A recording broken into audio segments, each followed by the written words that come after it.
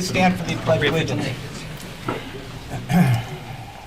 I pledge allegiance to the flag of the United States of America and to the republic for which it stands, one nation, under God, indivisible, with liberty and justice for all. Thank you.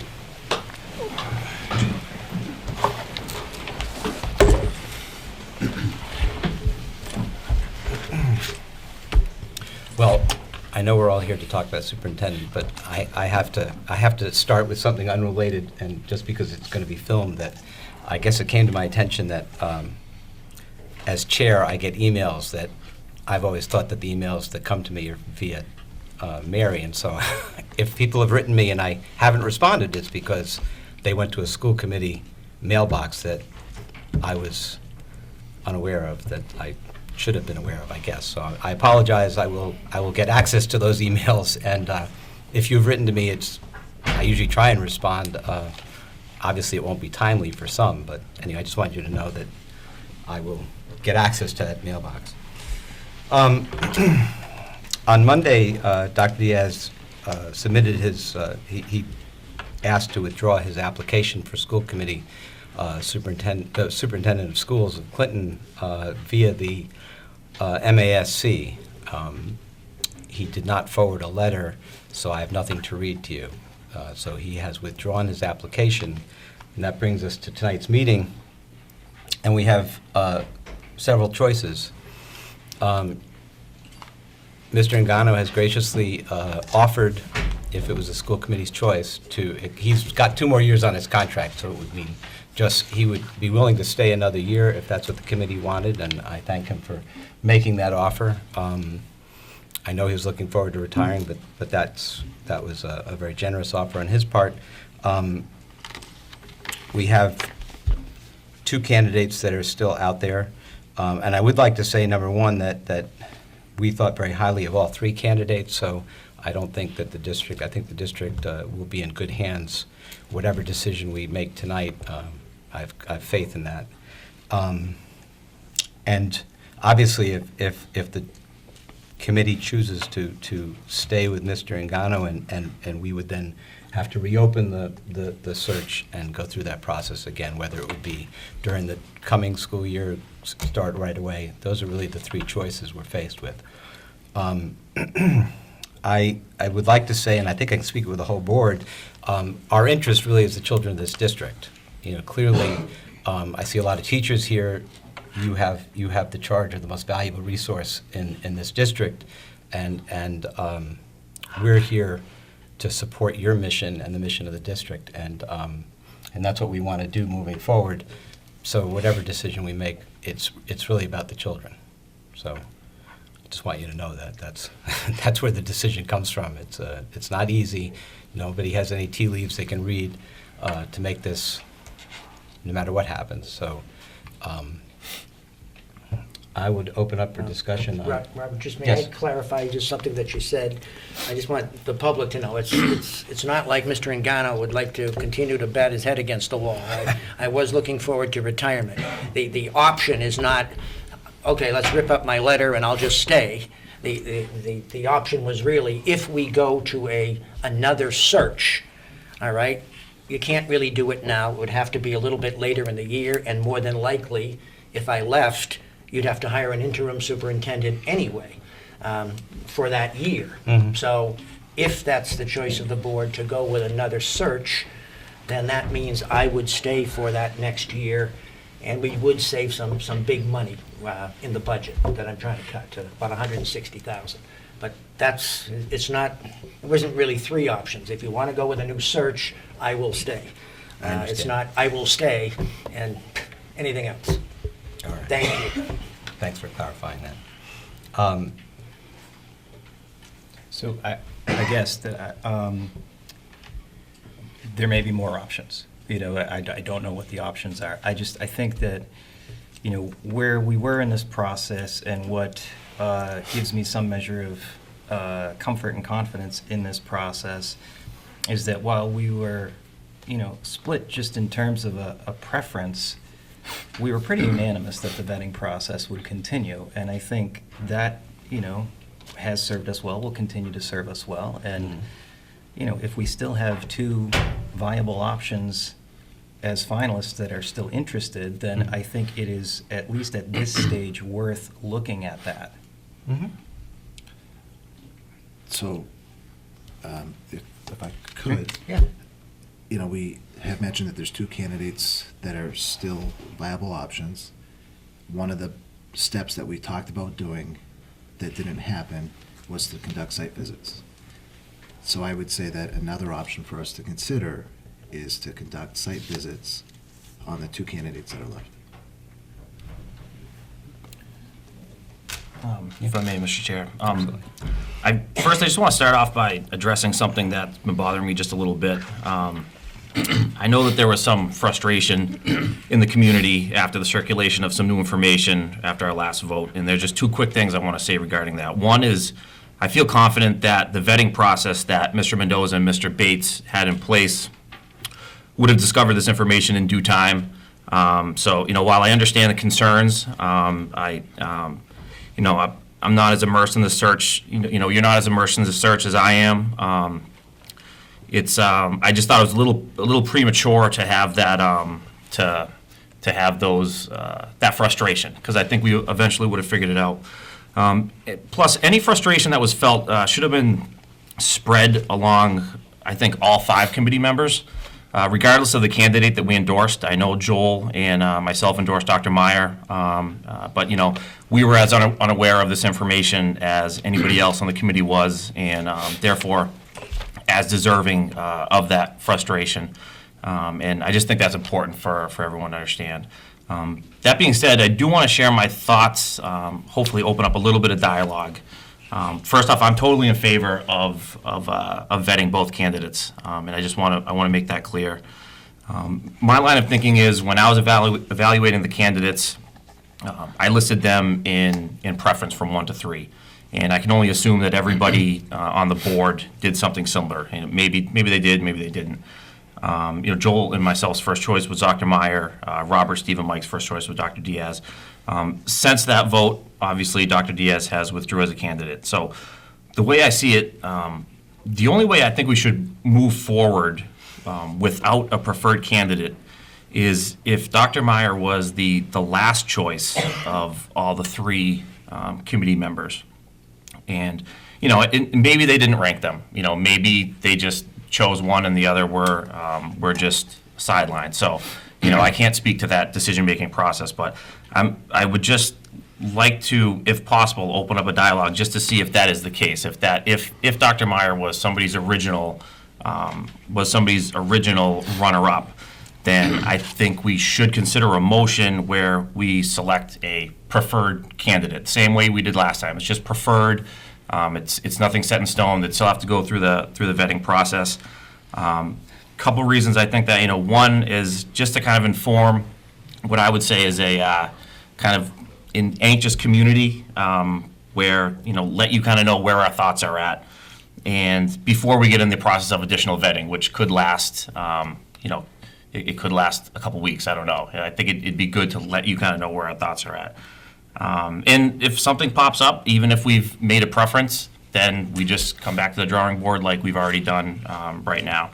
And lastly, the last thing I just want to say is, you know, we're this close, and I think that we have a genuine shot here to have a genuine 5-0 vote. It's possible, because we like all the candidates we like all the 2 candidates left.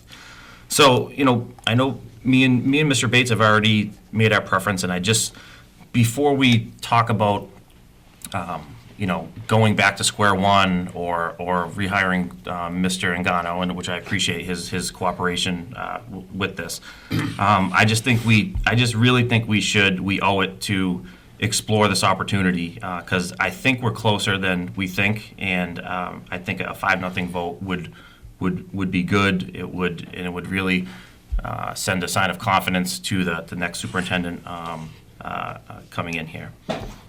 So, you know, those are my thoughts on it. I think we should take a little bit of time tonight just to kind of just see where we're at, and if everyone is still on the fence of both of them, then, you know, we don't have to have a preferred candidate, but I just think it's worth having a little bit of a discussion about it tonight. Appreciate that. Yeah. Stephen hasn't spoken yet, so I just want to give him an option. Yeah, if I may, Mr. Chairman. I just want to say, that everybody in this committee has worked really hard to try to do the best thing for the kids of this community, and that's what it's all about. And there was a lot of information on internet and things like that.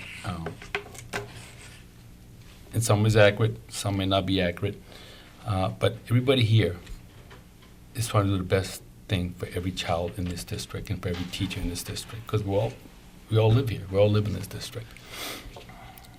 So it's not easy to pick a candidate that's going to affect all kinds of lives, potentially could affect all kinds of lives.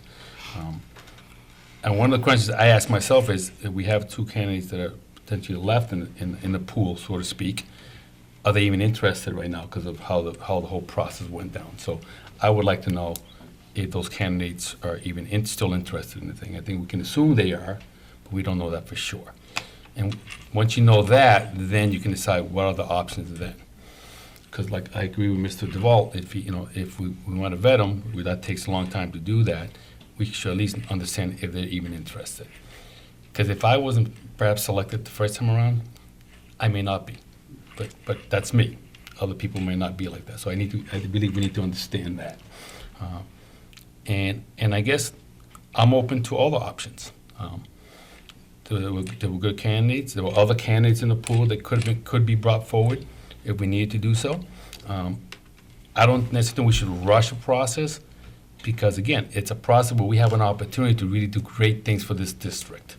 So although we need a superintendent, and that's a crucial thing for the leadership aspect of this town and the school system, we need to make sure that we proceed with caution and not rush through things. And that's how, and then we can have that dialogue if we need to, but I think we need to go slowly, understand the process, and just do the best thing for this town. Thank you, Mr. Chairman. Yeah. So, for the purpose of dialogue, I'm not sure if, demonstrating a preference at this point until we've done that vetting is in either the candidates or the communities or our best interest, because that's why we do the vetting. That's why we call people. That's why we go out to site visits. And I understand that, if we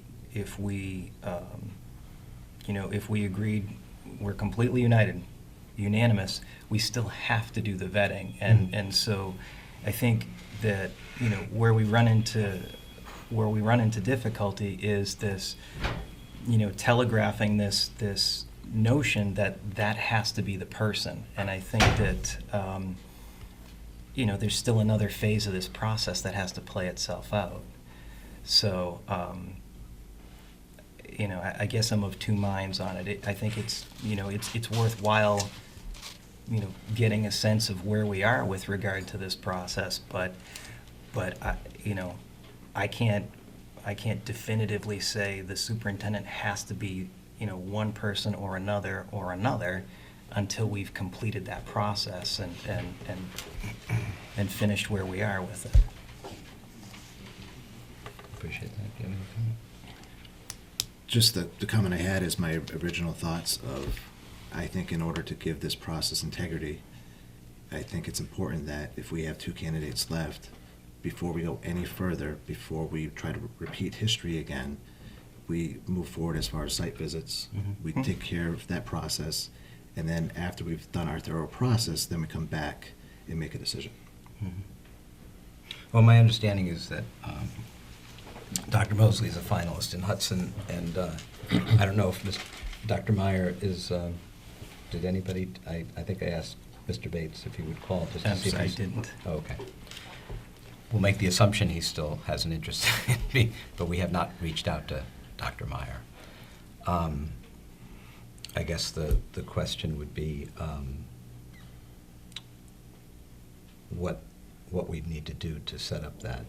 I found that, in terms of the candidates, I thought Dr. Meyer was a very strong presentation, and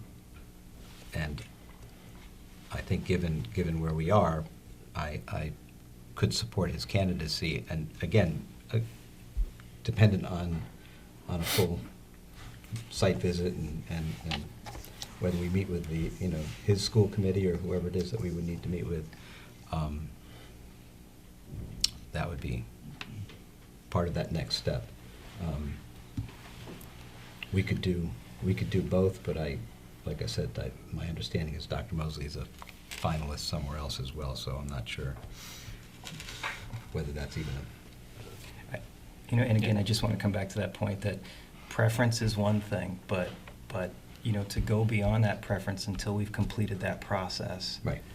My preference hasn't changed, but until we've completed that process, I just think it's premature to go beyond that.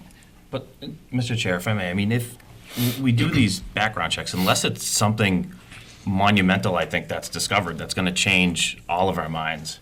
I mean, we've been at this search for a while.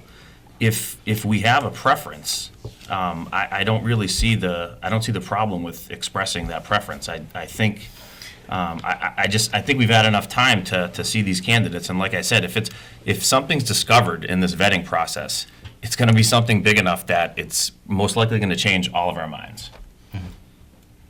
So instead of putting ourselves in a position to jeopardize losing any more candidates, I think it's important that we go and conduct those site visits and that we follow through with that step that we all talked about doing initially when we started the process. I think that, from being an individual who goes out and conducts observations of schools and of staff, that there's a lot to be gained by that. And I feel that we've seen a couple of aspects of the candidates in front of us. And I think that to make a final decision, a thorough decision, I think it's very important for us to see the whole picture, and the whole picture would be conducting site visits. And background and preferences and. Yes. And site visits are great, but I mean, it's not like are we all going to go on a site visit? I'm assuming it's only going to be one, maybe two people. So I mean, I'd say- not everyone's going to get that. We have to do site visits, I agree, but like, not everyone's going to get that experience that one person that goes to do that site visit does. I just, It can be groups. I think it can't be more than two, because then It can be two Yeah. together, but it can be it can't be more than two at a time. right. So two school committee members can do that site visit, because then you don't have a majority of the school committee. But two could be in one location while the other two, and so anybody interested could be Yeah. technically at Mhm. home. So I guess the question would be, how do we want to go about setting those up? And I guess doing it as expeditiously as we can, so that, and I would say with this, if Dr. Mosley is offered the job where he's a finalist, then we won't obviously visit. Well, being a finalist and taking a job are two different things. No, right? I understand. I'm just saying, if that happens in between, then I obviously. Well, it appears that you have to make two phone calls, Mhm. see if they're interested. I Mhm. would think they'd both still be interested. And then I think they set up a, kind of a schedule Mhm. as Yeah. far as when you go. But you Yeah. have to set the dates or the times or whatever. And I agree with Mike that maybe, two go to this school and two go to that school. And I think it's good to have two people vet them anyway, rather than just one. No, two's. Yeah, and those could be set up. I realize you're all busy, but that would be the best thing to get this thing rolling. Yeah, I mean, that would be the one thing that I would hope that we could do. This has got to have been an excruciating process for these individuals, and so, the quicker we can do it for our community, the quicker we can do it for them, and get to a thorough understanding of where we want to be, the better off I think we'll be. Well, I guess, as chair, I will make the phone call. I still have those phone numbers. I will call them. I'll call them this evening. And assuming if both are interested, we will do both. If one is or the other is not, then clearly a site visit's irrelevant. So let me do that, and then I guess the question would be, we have another meeting on Monday, and perhaps we can add that to the agenda as to setting up how to do those visits, but I will have an answer, obviously, before that, and communicate that. I don't know that we can just discuss more. I think it's the prudent thing to do at this point. I don't disagree. Mr. Chairman? Yes. I do have a question. So are we saying that we're ruling out the other options of potentially starting to switch over? I would say, you know what, assuming Yeah. that one or both of these candidates are still interested, I don't see any reason that we would go back. I think that it was a lengthy process. I had faith in the process and the finalists that came forward. And so I think that there's really no need to do that at this point. But to keep it as a fallback position if. Right, if for some reason something that is not on the table right now happened and both candidates have a job somewhere else, well, then I think we have to go back and No, that makes and sense. reconvene a search. So Monday night, we will add it to the agenda that you'll know if they're interested, and then Yes. you can do specifics about who's going to go. And I who's will gonna ask go them, where. I will ask them about, the interest of the committee making a site visit and what they would have to do to make that, I don't want to lose the point that I think Mr. McIntyre's point was that it literally could be all of us, we just can't be in the same interview at the same time. That so if the site visit was a day in the Mhm. district and we went two of us went to the elementary school and two of us went to the middle school and one of us went to see the school committee chairperson, there's that possibility as well. Same I'm when we not- staggered the two candidates. right, here I'm at the not same day. ruling anybody out, I just. like No, said- I just didn't want to lose that point. Okay. I will entertain that on Monday anyway. So, Okay. and people should sort of look at their availability and when we can. And do these everyone kinds is of things. interested in taking part in the site visit, I hope. That would be good. Yeah, Mhm. I'll make whatever time available I need to. Okay. Well, let me, I'll report back from the candidates on Monday. And I appreciate the interest of all you folks here. I know it's a momentous change. Mr. Ngano's done a fine job. He's been here, I think, in that seat for about 8 years. Something like that. He's done a good job, and he's brought us quite nicely along. And I think that it's a momentous change. Change is always kind of threatening, no matter who comes in. It's going to mean things would change one way or the other.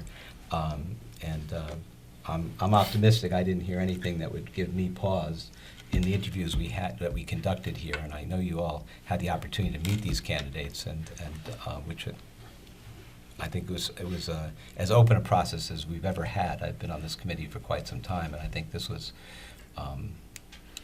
we went all out to try and introduce these people beforehand, and so I have faith that whoever sits in that chair will guide us forward in a capable manner. I really do. So we sort of promised a short meeting. It's going to be a short meeting. I don't think there's anything else. We have a tri-council meeting on Monday, and on the agenda obviously will be that information and I will forward that information to the item so that if they are both available or one's available, you'll be able to get that information in a very timely manner, perhaps even this evening. Assuming I get through. If there's nothing else, I'll call for a motion to adjourn. So moved, Mr. Chairman. Okay. Thank you very much.